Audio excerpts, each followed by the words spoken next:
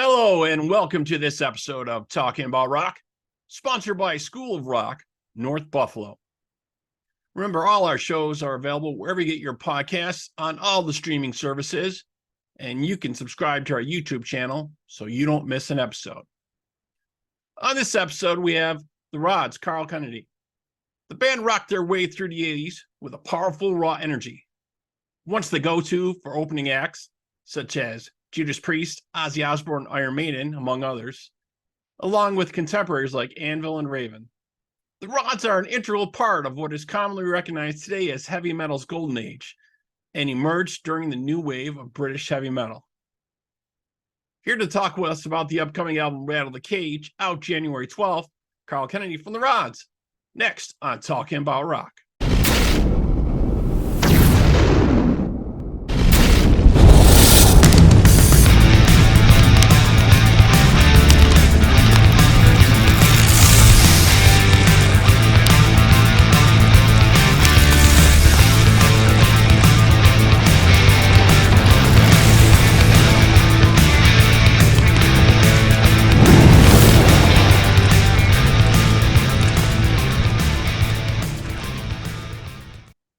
Okay, we now have with us Carl Canedy from the Rods. Hello, Carl. How's it going?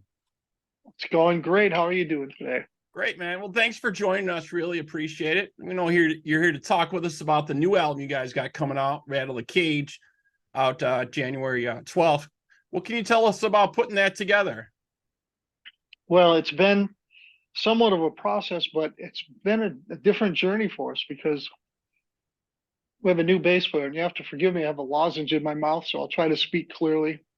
And let me just take it out because I'm losing my voice. So Okay, you have to bear with me. I'll speak up as best I can.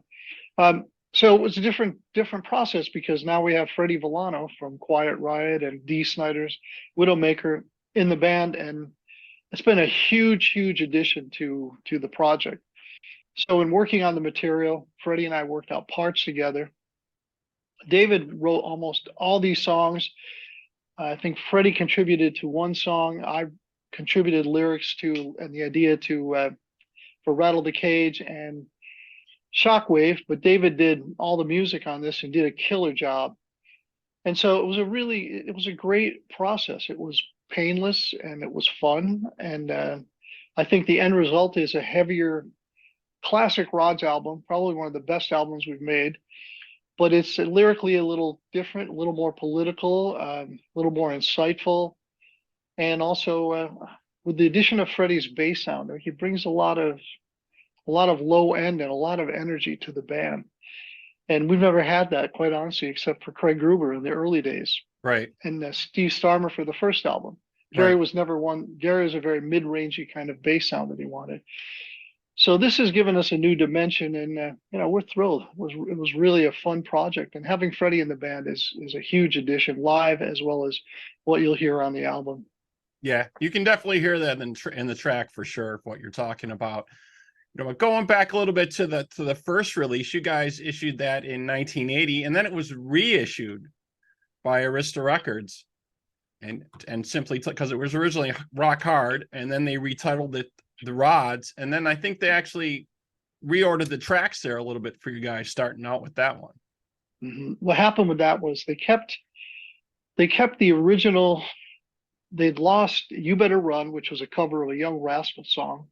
I'm a big Rascals fan, so I suggested that. And then our sound person, George Baruti, was working for Pat Benatar, and then 6 months later, Pat Benatar came out with You Better Run. Of course, the Rascals, we're not saying that he took the single to them and that's where they got it, but it was a bit of a coincidence, and she did a killer version on it. But so they removed You Better Run. They removed Getting Higher, which I don't know why. It was a great, Getting Higher is a cool song, but they chose not to add that. And what was the other one? There was another song they removed. But anyway, they added two new songs, Ace in the Hole and Nothing Going On in the City. Both of them really good additions. Mike Bone chose those, our A&R person, and he did an excellent job with those two songs. Very, very cool. Yeah. And so on the new album here, this has been mixed and mastered by Chris Collier. How was your time working with him on that? Chris Collier is just so great to work with. When I heard the Last in Line album, I was blown away by how great everything sounded. And I was listening on my iPhone. I'm like, holy shit, how is this, how is this happening? Right. Like this guy's a great engineer. So I tried to hunt him down, and Jeff Pilson is the one who gave me Chris Collier's contact. So Chris Collier's worked on the last two Rods albums, the Brotherhood of Metal and this album. He did the Canedy album for me, and he did the 450s album. He's been an amazing mix engineer, but he's so easy to work with, and he is so talented. So we're thrilled. We're thrilled to work with Chris. I think he gets the band, and as a result of having worked with him before, it's just so easy for him to dial in what we're looking for. Yeah, and you brought up Last in Line. So for the folks out there who don't know, actually, David is actually the cousin of Ronnie James Dio and was very influenced early on from a lot of stuff I read, actually by his trumpet playing to start out with. And that actually, that grew into their bands and stuff. And then when Ronnie left and eventually went into Rainbow, I think that's when you guys went and started the Rods. That's right. David took a year off. He built a cabin he had 40 acres on top of a mountain. And we had some great times up there. We would target shoot, and he had little goats, and it was a great little place. It was off the grid totally. Television was by batteries. He had to pump the water from the well. And but that's where he lived for a year. Built it right out of whatever he could find on the land. He chopped the trees down, and they built a little barn, and he built the cabin. It was a really nice place. And so after about a year of being off the road with Elf, after he'd been on the road for a solid year, he wanted to get away. And so that's what he did. He built the cabin, and then he started getting restless, and he and I started the Rods.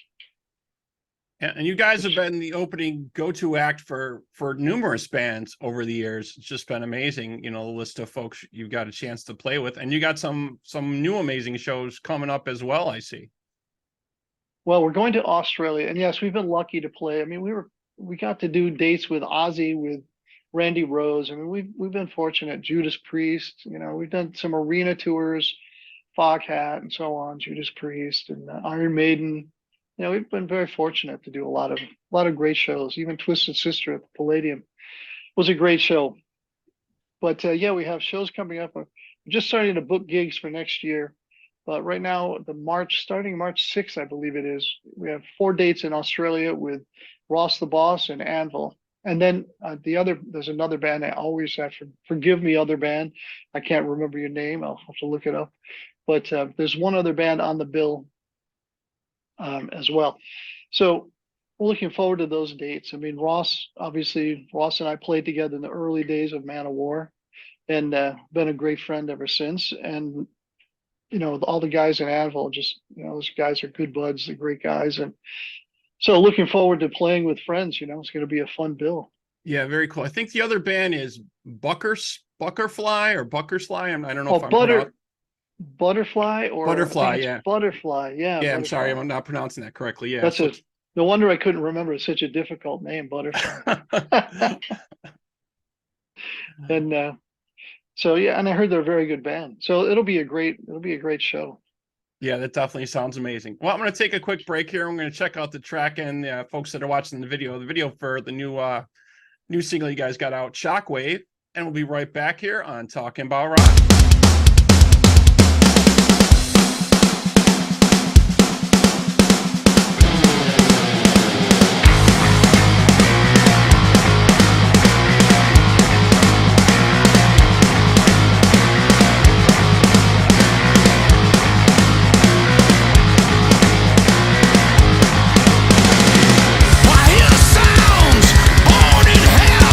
Burning through my brain, driving me insane.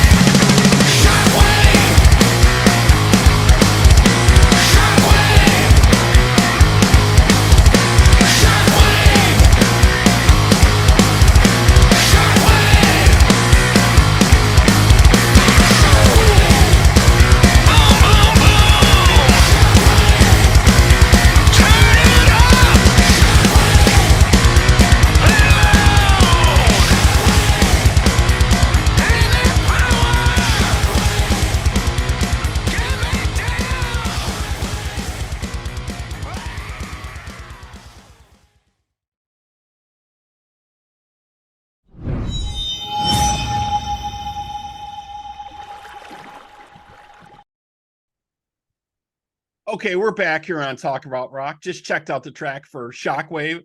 Excellent stuff you guys got coming out. And I was peeking in on some of your reels. So you got some little new drumsticks there you've been messing with also.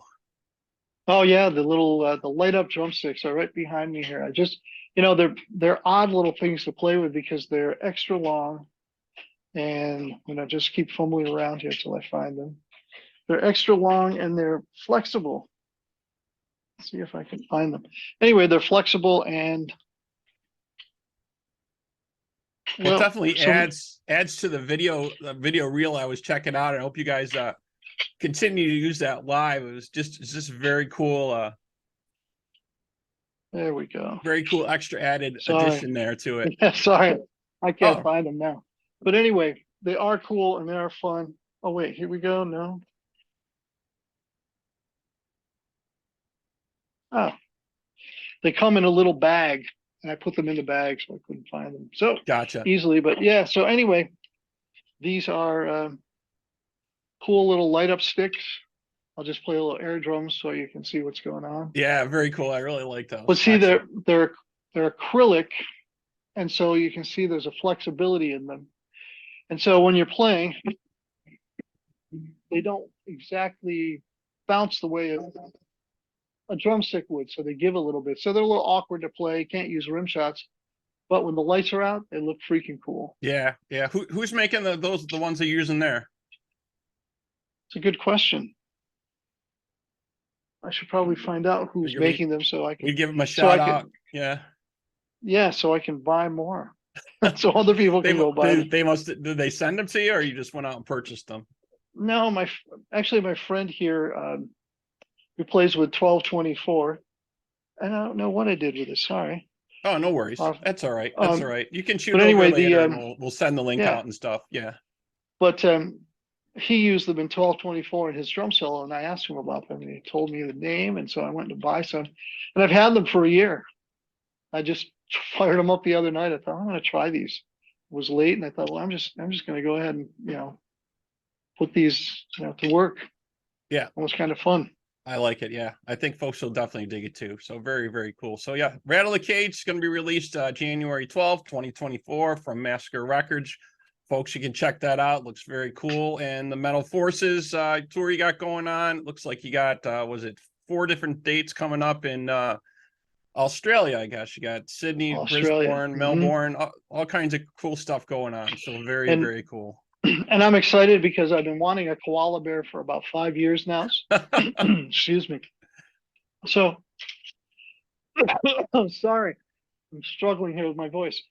So when I go, hopefully I'll tuck one in my coat on the plane. It'll just be a little head sticking out, and I'll bring it back. They'll never notice, right? They won't check you at all. Yeah, I'm sure you'll be able to get that through customs. Yeah, it's easy as bringing a panda back from China. No problem at all. Right, exactly. All right. Well, thank you so much, Carl, for joining us today. Really appreciate it. Good luck on the upcoming tour. We look for the new album, Rattle the Cage, like we were saying, coming out in January. Very, very cool. Thanks for stopping in and chatting with us. Thank you so much. And we may be playing in Rochester, New York. We're looking to book a gig. We just haven't finalized the date. So, you guys definitely got a lot of fans in Rochester, New York. I'll tell you, that was one thing for sure. When I saw that, you guys were doing some stuff, and I was like, there's a lot of fans of you guys in Rochester. I'm sure you're probably aware. So that'll be good to hear. I would love to do a show there. So it may happen now. Very cool. Thanks again. Yeah, we look forward to that, definitely. All right. So thank you also to our sponsor, School of Rock North Buffalo. And if you folks out there have comments or questions, you can email us at talkingboutrock@gmail.com. Like us and follow us on our social media and our website, Talking About Rock. Carl, again, thanks for joining us, man. Thank you.